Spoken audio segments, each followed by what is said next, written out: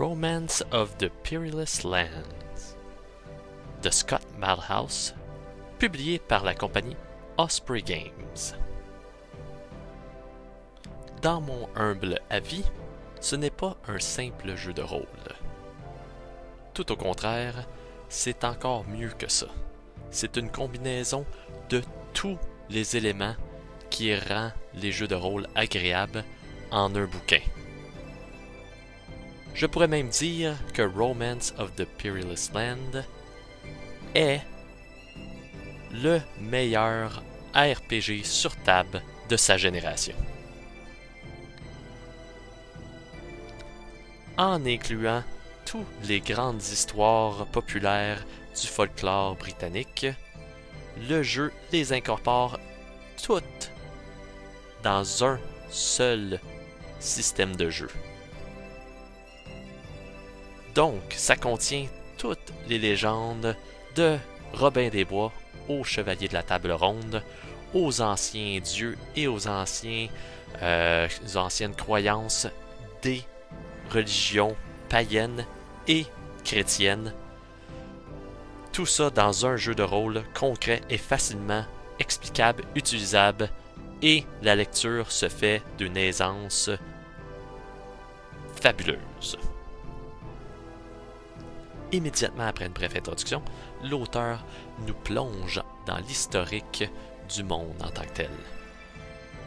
Il nous explique comment la magie noire a fait surface et que les vilains essayent de conquérir chacun des territoires. Grâce aux efforts du roi Arthur et de ses compatriotes,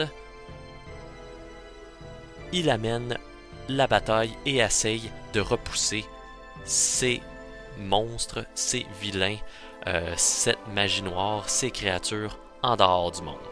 Avec votre aide, vous allez pouvoir éventuellement aider les Chevaliers de la Table Ronde et aussi d'autres personnages iconiques des légendes arthuriennes et d'autres de Robin des Bois, du Fisher King et j'en passe. Une fois que vous allez être assez évolué, vous allez pouvoir même entrer dans les clans que je viens tout juste de parler pour avoir des missions encore plus dangereuses et qui vont amener un impact beaucoup plus élaboré pour que le bien vainque le mal. Non seulement les anciennes légendes sont quelque chose qu'on peut facilement s'identifier, mais la mécanique du jeu aussi. En utilisant 5 attributes, caractéristiques, vous pouvez créer votre personnage. Les 5 caractéristiques ou attributes ont un lien direct avec toutes les activités que votre personnage entreprend. Donc, les combats, la magie et des tests de base vont être toutes reliés aux 5 caractéristiques. C'est quelque chose que j'apprécie amplement parce que quand on a des caractéristiques qui ne servent seulement aux tests de base, souvent on perd intérêt à faire l'évolution de ces caractéristiques-là dans un jeu de rôle. Mais au contraire, Romance of the Peerless Lands, lui, a associé toutes les caractéristiques avec toutes les activités. Prenons par exemple la caractéristique Might, qui démontre comment fort physiquement votre personnage est. Cette caractéristique est associée au combat corps à corps. Donc, vous n'avez pas un jet de dés associé à une statistique combat corps à corps. C'est la caractéristique Might, la force, qui joue un jeu important à frapper l'adversaire. Pour frapper l'adversaire, il vous faut avoir le score le plus bas. Donc, si vous avez un score de 15 de Might, il vous faut 15 et en descendant pour le frapper. 20 est automatiquement un échec. Et quand vous avez 1, c'est une réussite spectaculaire. Comment associer un degré de difficulté au combat corps à corps comme par exemple ici avec la Tribute Might, il vous faut avoir le Hit Dice HD de la créature ou du personnage que vous faites une confrontation avec. Donc si le personnage a 3 Hit Dice, c'est un degré de difficulté de 3. Donc la valeur de 15 est remplacée par 12. Il vous faut 12 et moins pour réussir votre attaque mêlée. Et c'est la même chose pour le réflexe, qui est les combats à distance avec des armes de distance. La constitution, elle, est votre énergie de base de votre personnage. Donc plus que la valeur est haute, plus que votre personnage commence avec de l'énergie haute. Donc, si vous avez encore une fois 15 dans Constitution, ben votre personnage a 15 d'énergie en partant, en plus de son hit dice par niveau, donc niveau 1. Donc vous pouvez avoir un sorcier ou un roublard qui a une force et une constitution physique énorme si vous placez les valeurs des dés, des résultats des dés, aux endroits appropriés. Et évidemment, pour les fans de Donjons & Dragons des vieilles éditions, vous avez des bonus lorsque votre score est haut. De 12 à 14, c'est plus 1, 15 à 17, c'est plus 2, etc. Pour les damages que vous allez faire subir à votre adversaire, et aussi si vous avez une constitution élevée, vous allez avoir un bonus pour ce genre de pointage-là pour agrémenter vos points d'énergie. En parlant des classes, il y a un style pour chaque joueur. Il y a les chevaliers, il y a les rangers, il y a les voleurs, les roublards si vous préférez, il y a même les barbares, les cunning folks qui sont les magiciens. Donc vous avez un vaste choix pour agrémenter une équipe au grand complet d'aventuriers. Il suffit de seulement regarder quelques instants la fiche du personnage pour que les vétérans comprennent à peu près tout ce qui se passe dans les mécaniques du jeu. Il y a les skills qui sont associés à chacun des attributes, des caractéristiques. Et si vous avez un skill, un talent,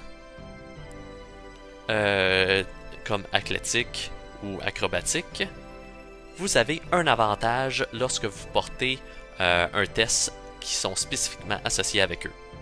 Un avantage tel que Donjons & Dragons 5e édition, vous roulez 2 d20 et vous prenez le chiffre qui correspond au meilleur des résultats.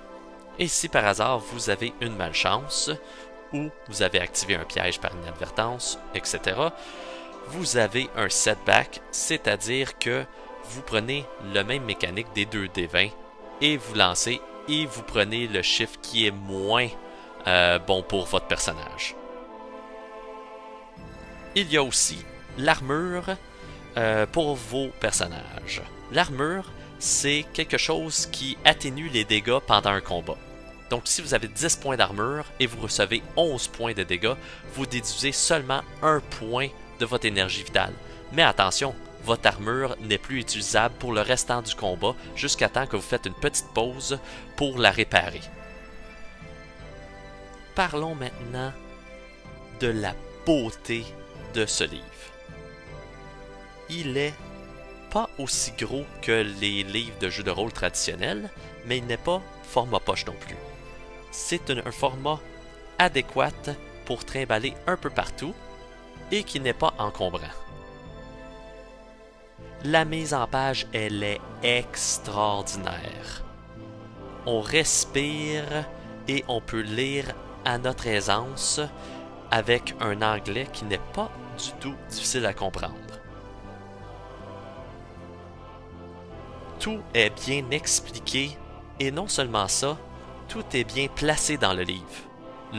Il y a un commencement, toutes les explications dans le milieu, le bestiaire monstrueux et une conclusion pour comment faire une aventure pour les maîtres du jeu. Ça se lit comme un roman, c'est fluide et les explications sont sublimes. C'est très rare que je devais recommencer un paragraphe, même avec mon anglais plus ou moins adéquat, pour comprendre. J'avais saisi tout du premier coup, toutes les explications. Et que dire de l'art dans le jeu? Wow!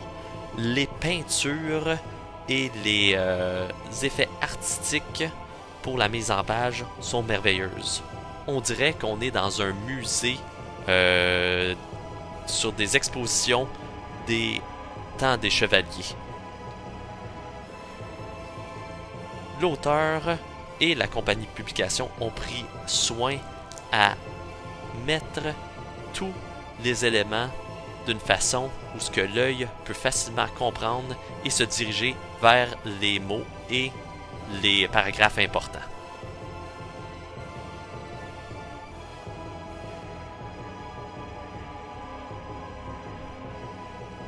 Et vu que je suis un fanatique de tout en un, ce livre comporte toutes les explications de la mécanique du jeu, comment créer votre personnage, toutes les magies pour ceux qui aiment jouer des magiciens, les Cunning Folks. Il y a une explication très vaste sur les différents territoires, villages et châteaux du jeu qu'il peut nous offrir. Et en plus, il y a un bestiaire monstrueux où il y a toutes les créatures légendaires du folklore britannique. Je ne veux pas tout dévoiler de ce livre. Et je ne veux pas tout dire les mécaniques et les explications sur chacun des sujets. Parce que la beauté de ce livre, c'est en le lisant, vous allez tout comprendre la magie que l'auteur veut amener à ce jeu. Romance of the Peerless Lands, je le dis encore une fois, est non seulement un des meilleurs jeux de cette génération, mais est un de mes coups de cœur depuis le début que j'ai entrepris cette grande aventure de jouer à des jeux de rôle sur table. Romance of the Peerless Land est un vrai bijou des OSR et des jeux de rôle en tant que tel. D'après moi, c'est un des meilleurs jeux que j'ai jamais lu. Et pour vous donner un petit exemple comment je l'apprécie, c'est que si j'aurais eu ou j'ai une malédiction qui me permettrait seulement de jouer à 5 jeux de rôle de mon choix le restant de mes jours, Romance of the Peerless Lands ferait partie de ces 5 choix. Il est si bon que ça.